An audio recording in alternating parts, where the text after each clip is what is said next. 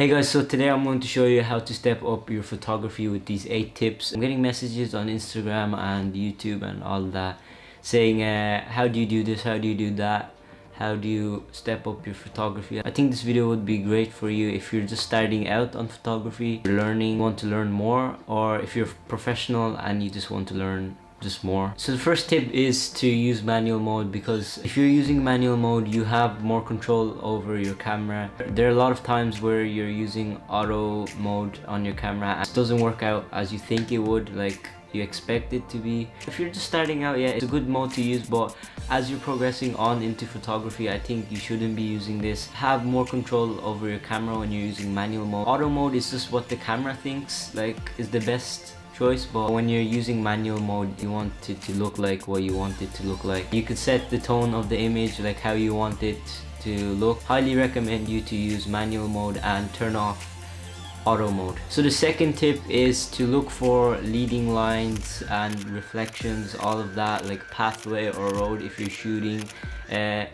This really adds more depth to the image, and it's not just like just like normal photo. When you take a normal photo, you want to shoot at a different perspective and not like as every other person would. Shoot a bit low, shoot a bit high. This is when drones come in really handy, but you don't really need a drone, but if you have it, yeah, using it can be really nice for aerial photography. Yeah, so you just want to look for leading lines, reflections. So if it's like a really rainy day, if you see a puddle, you know, go a bit low, see the reflection puddle, and it usually reflects to the main subject, and yeah, it adds more depth to the image than just like normal shot.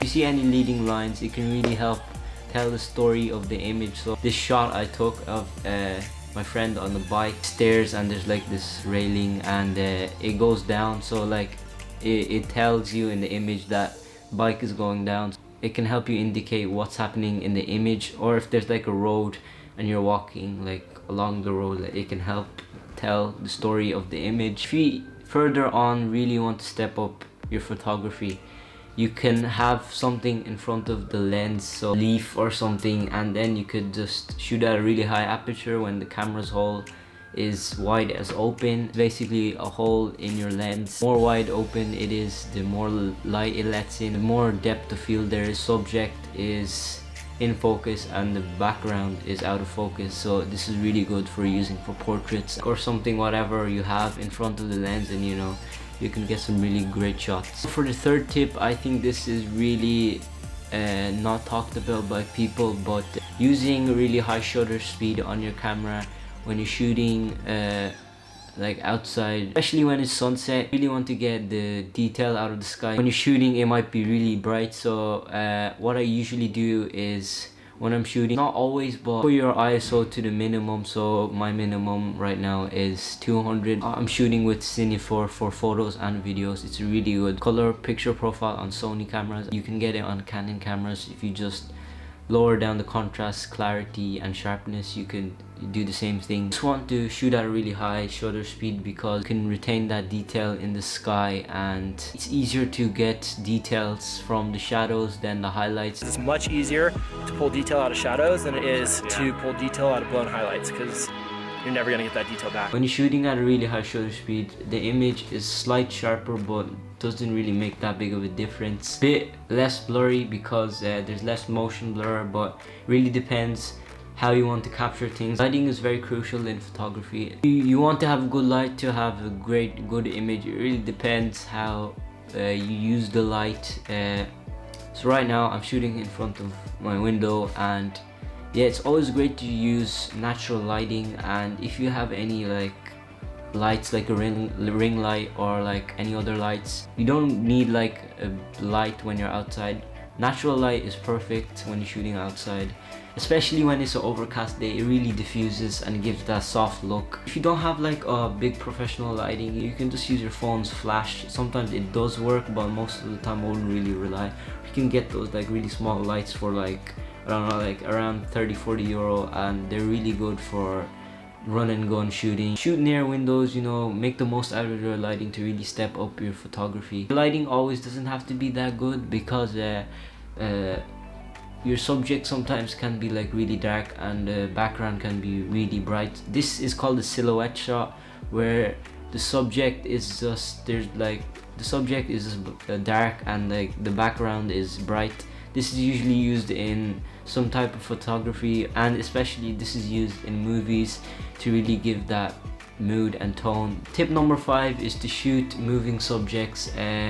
When you're trying to do this, you always want to shoot at a low enough shutter speed, around like 1/50th or around 1/20th of a second. This really gives that dramatic motion blur look, especially in video. You're shooting a car and when you want to get a really motion blur shot, you always want to have the shutter speed low. This works really well if you're shooting cars or like a bird flying or anything that's moving. It works really well.